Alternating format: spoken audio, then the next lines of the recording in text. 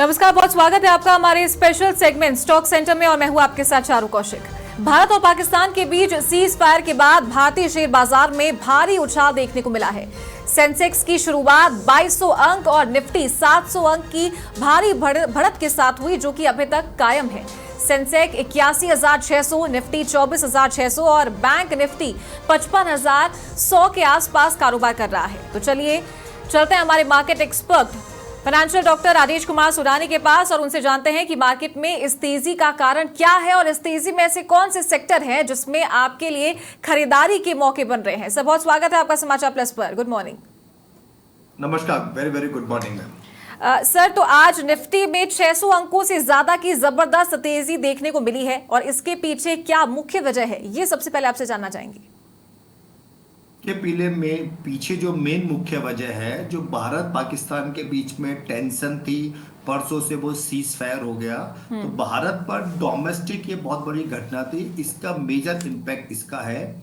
इसके अलावा ग्लोबली भी दो चीजें हुई ग्लोबली। एक तो यूएसए और चाइना के बीच में ट्रेड डील नेगोशिएशन चालू हो गए और इंडिया यूके की डील भी हुई और यूएसए यूके की डील भी हुई। तो तीन चार घटना अलग से हुई। मेन इम्पैक्ट जो अपने पर आया है वो इंडो पाकिस्तान के सीज फायर का आया है, क्योंकि मार्केट कोई भी अनसर्टेन चीज को पसंद नहीं करता। तो मार्केट ये देखना चाह रहा था कि मार्केट में कितनी लंबी युद्ध चल सकता है।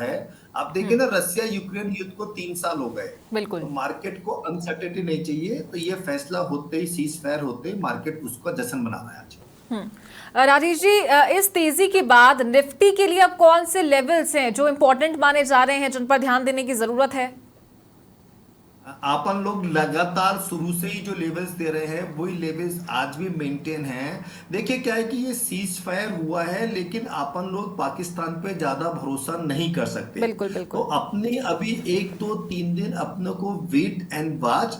निफ्टी का बहुत इंपॉर्टेंट लेवल है 24,444, 24,444। जब तक इसके ऊपर निफ्टी है तब तक ही आप अपनी लॉन्ग पोजीशन कैरी करें। इसके नीचे आते ही अपने को लॉन्ग पोजीशन खत्म करनी है। तो अभी इस लेवल को अपने को देखना है और अपने को अभी एग्रेसिवली बाइंग नहीं करनी। ये ध्यान रखिएगा, बाइंग करने का बाजार नहीं है, बल्कि जो खराब स्टॉक्स हैं उनसे एग्जिट करने का बाजार है, बाजार से निकलने का बाजार है। तो राजेश जी, एक निवेशक को या ट्रेडर के तौर पर मौजूदा बाजार में इस समय पोजीशन कैसे बनानी चाहिए, ये भी आप बताइए। ट्रेडर को अभी हर लेवल पे प्रॉफिट बुक करना चाहिए। अगले 2-3 दिन ज्यादा पोजीशन, लॉन्ग पोजीशन कैरी नहीं करे। बाजार ने बहुत अच्छा मौका दे दिया प्रॉफिट बुक करने का, तो ट्रेडर को प्रॉफिट बुक करना चाहिए। इन्वेस्टर्स को, जैसा हम लोगों ने पहले भी कहा, हर पैनिक में इन्वेस्टर को माल खरीदना है। लॉन्ग टर्म इन्वेस्टर्स को हम लोगों ने थर्सडे भी आपके चैनल पे कहा था कि माल खरीदने का टाइम है। तो इन्वेस्टर्स को हर नीचे लेवल पे माल लेना है। ट्रेडर्स को आज मोटा मोटी प्रॉफिट बुक करने का टाइम है। और बाजार में इस वक्त ना चौतरफा तेजी देखने को मिल रही है, तो ऐसे में आपको कौन सा सेक्टर या स्टॉक सबसे ज्यादा अच्छा लग रहा है? देखिए, भारत के डिफेंस सेक्टर ने, डिफेंस के अपने आपन ने दिखा दिया पूरी दुनिया को कि हमारे यहाँ के हम लोग ड्रोन को कैसे डिस्ट्रॉय कर सकते हैं, हमारा डिफेंस सिस्टम कितना स्ट्रॉन्ग है। तो इसका लॉन्ग टर्म में बहुत बड़ा इम्पैक्ट होगा। लॉन्ग टर्म में डिफेंस के स्टॉक्स के अंदर बहुत डिमांड आएगी। हालांकि आज तो प्रॉफिट बुकिंग आएगी, क्योंकि एक बार 5-7 दिन से डिफेंस के स्टॉक्स काफी तेज हो गए थे। बट लॉन्ग टर्म में डिफेंस स्टॉक्स में काफी अच्छी बाइंग आएगी। तो डिफेंस स्टॉक्स पे हमको ध्यान देना चाहिए। और अगर आज के लिए पूछे तो आज सिर्फ माल बेचना चाहिए, अभी कोई इंडिविजुअल स्टॉक्स नहीं खरीदना चाहिए, क्योंकि ऑलरेडी 600-700 पॉइंट की निफ्टी की बहुत अच्छी तेजी आ चुकी है। और ये क्या ना कि इसको सीज फायर को जब तक 2-4 दिन नहीं हो जाते, आज की भारत पाकिस्तान की मीटिंग है 12 बजे, उसके बाद क्या निर्णय आता है, क्योंकि दुश्मन देश का अपन बिल्कुल भी भरोसा नहीं कर सकते। वो बिल्कुल भी भरोसे लायक नहीं है। राजेश जी, भारत पाक में तनाव के बावजूद विदेशी निवेशकों का बाजार पर भरोसा बरकरार है। और बात करें मई महीने की, तो इस महीने में 7,000 करोड़ और डीएलएस ने 13,000 करोड़ से अधिक की नेट खरीदारी करी है। तो इसे आप किस तरीके से देखते हैं? कि हमारे यहाँ वैल्यूएशन काफी कम आ गई थी। फॉरेन इंस्टीट्यूशन पिछले 6-8 महीने से लगातार माल बेच रहे थे, तो पिछले 10-15 दिनों से उन्होंने बाइंग चालू करी है। डोमेस्टिक फंड्स तो पिछले 6 महीने से लगातार माल ले ही रहे हैं। तो 22,000 की निफ्टी, 23,000 की निफ्टी पे वैल्यूएशन बहुत अच्छी आ गई थी। अपना इंडिया का देखिए, आपके कई सारे पॉजिटिव चीजें थी उनके लिए। मानसून अपना बहुत अच्छे रहने की फोरकास्ट आ गई है, अपना इन्फ्लेशन कम हो रही है, इंटरेस्ट रेट कम होने के चांस हैं, यूएसए का टैरिफ बार धीरे धीरे कम होता जा रहा है। तो there are a lot of reasons जिसकी वजह से बाजार में foreign institutions and domestic investors सबका फेथ बना हुआ है, और ये हर लेवल पे पाई जाएगी। अगर भारत पाकिस्तान का कोई नया डेवलपमेंट नहीं होता है तो हम जून तक ऑल टाइम हाई देख लेंगे। अभी प्रॉब्लम सिर्फ क्या है कि अगले 2-4 दिन काफी क्रूशल्स हैं। That's why we are requesting to all the investors and traders wait for 2-3 days. तो ये इसका फॉरेन इंस्टीट्यूशंस की बाइंग इसलिए आ रही है, वैल्यूएशन काफी अच्छी हो गई और फ्यूचर अच्छा लग रहा है। सर, भारत और यूरोपियन यूनियन में आज से प्रस्तावित फ्री ट्रेड एग्रीमेंट पर 11वें राउंड की बातचीत शुरू होने जा रही है, जिसका गोल समझौते के पहले फेज को जल्द से जल्द पूरा करना है। तो इस पर आपकी क्या राय है? Very very positive sign. देखिए, भारत यूके की डील भी हो गई। भारत यूएसए क्यों, कल रात को जो अपना यूएसए ने फार्मा सेक्टर के ऊपर भी 2 तरीके से उसने कुछ टैरिफ कम किया है, that is also very much positive. India की कुछ कंपनी के लिए उसमें नुकसानदायक है, जेनरिक नॉन जेनरिक में कुछ कंपनियों के लिए फायदेमंद है। बट ओवरऑल जो ट्रम्प साहब ने अपना शुरू के 10-20-50 दिन रूप दिखाया था, उसको धीरे धीरे वो कम करते जा रहे हैं और इन्वेस्टर फ्रेंडली बनते जा रहे हैं। तो ये सब चीजों का बाजार पे लॉन्ग टर्म अच्छा ही इम्पैक्ट है।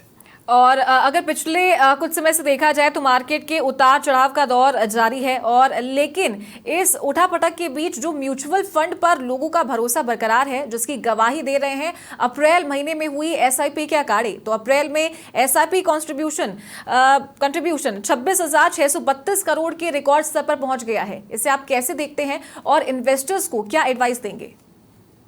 बहुत अच्छी बात है। हम बाजार की उठापटक में और भारत पाकिस्तान के जंग के बीच में इस मेजर बहुत बड़ी खबर को मिस कर गए।